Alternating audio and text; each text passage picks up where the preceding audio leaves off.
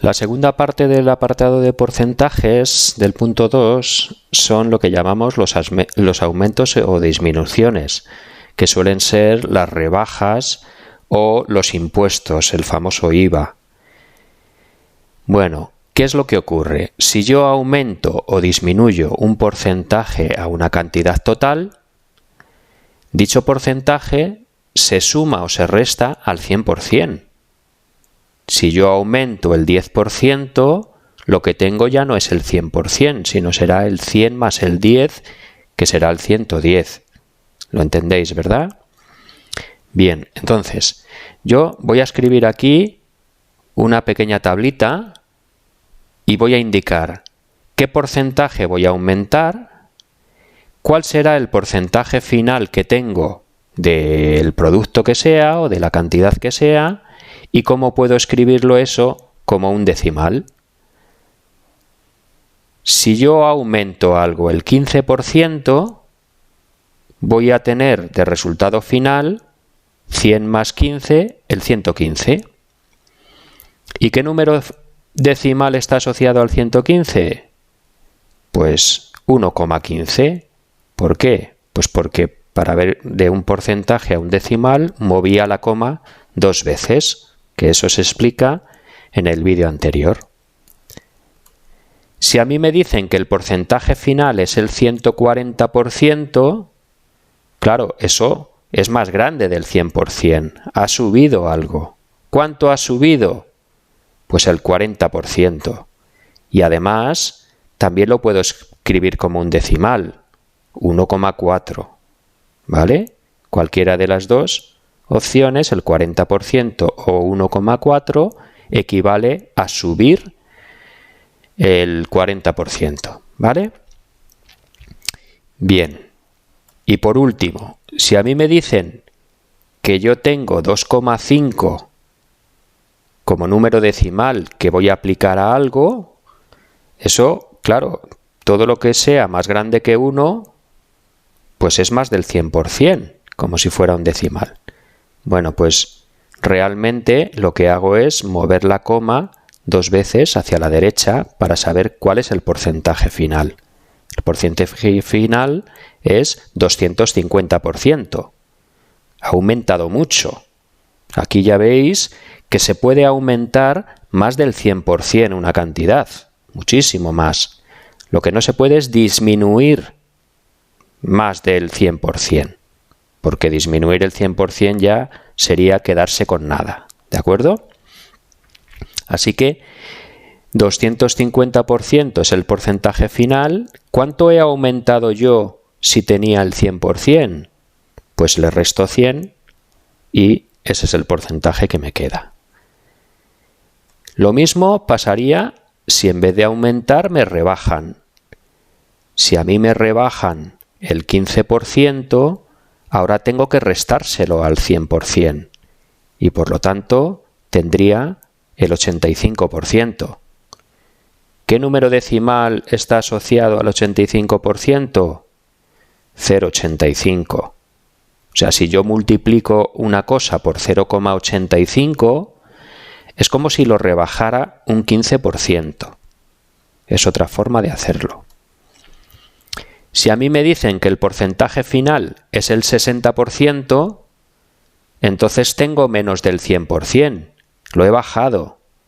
¿Cuánto lo he bajado? Pues si le resto 100, me dará menos 40. 60 menos 100 es menos 40. O sea que he bajado 40%. ¿Y qué número decimal tengo asociado? Pues 0,6. Así que rebajar el 40% implica que me quedo con el 60. ¿Vale? Y si a mí me dicen que yo tengo que multiplicar por 0,88 una cosa, pues esa cosa me va a quedar más pequeña. Le voy a rebajar. ¿Cuánto lo rebajo? Pues primero tengo que saber cuál es el porcentaje final, que es el 88. ¿Vale? El 88% es lo que yo voy a tener al final. Y lo que le he bajado al 100% se lo resto a 100 y me da el 12%. Así que nosotros podemos trabajar los problemas de aumento y disminución utilizando esto que os estoy explicando. Así que siempre hay dos formas de resolver un problema de porcentajes. Y yo voy a recomendaros la segunda. La primera forma sería calcular primero lo que voy a aumentar o rebajar y después hacer la suma o la resta. Pero la segunda forma es al revés. Primero calculo el porcentaje final haciendo esto que estoy explicando precisamente hoy y luego lo utilizo. O sea, primero sumo o resto el porcentaje y luego lo calculo. ¿Vale? Es hacerlo o de una manera o justo al revés. La segunda forma siempre va a funcionar y ya veréis en qué problemas da problemas la primera, precisamente.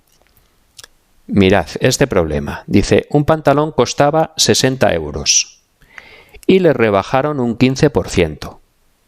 Y yo quiero saber cuál es el precio final. La primera forma de resolverlo sería calcular el 15% de 60.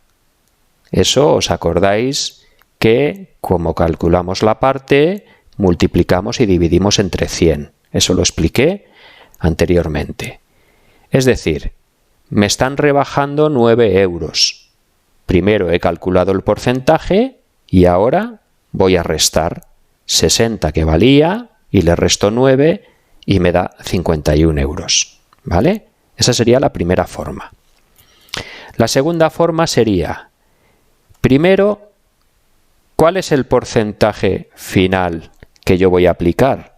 Pues si yo tenía el 100% y me rebajan un 15, 100 menos 15 es el 85%. Así que, si yo calculo ahora el 85% de lo que valía, me tiene que dar el resultado final.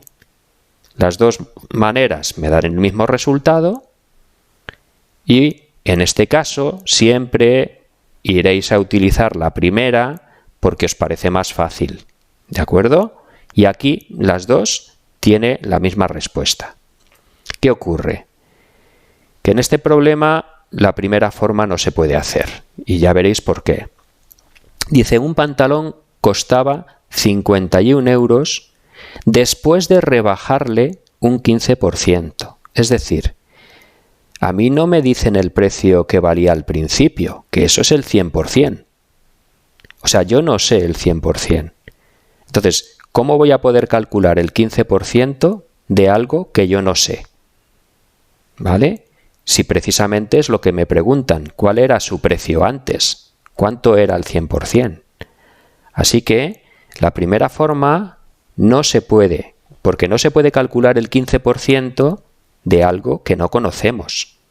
51 euros no era lo que valía antes, sino lo que me cobraron al final, el resultado. Entonces, este problema solo se puede hacer de la segunda forma. Resulta que el porcentaje que yo voy a pagar es 100 menos 15, que es el 85%. Eso sí lo tengo clarísimo. El 85% es lo que voy a pagar. Entonces, yo tendría que resolver un problema de este tipo. El 85% de algo que todavía no sé qué es igual a 51. Y esto se hacía multiplicando por 100. Lo podemos escribir en forma de tabla, como queráis, pero se hacía multiplicando por 100. Y el resultado que nos da es 60. ¿Veis que en un problema en el que yo no conozca el precio inicial, o sea, la cantidad total, el 100%, yo no puedo aplicar el porcentaje y la primera forma no podría hacerla? ¿De acuerdo? Así que la segunda forma funciona siempre y vosotros tendréis que diferenciar si queréis aprenderos las dos o solo esa, porque con esa va a funcionar todos los problemas.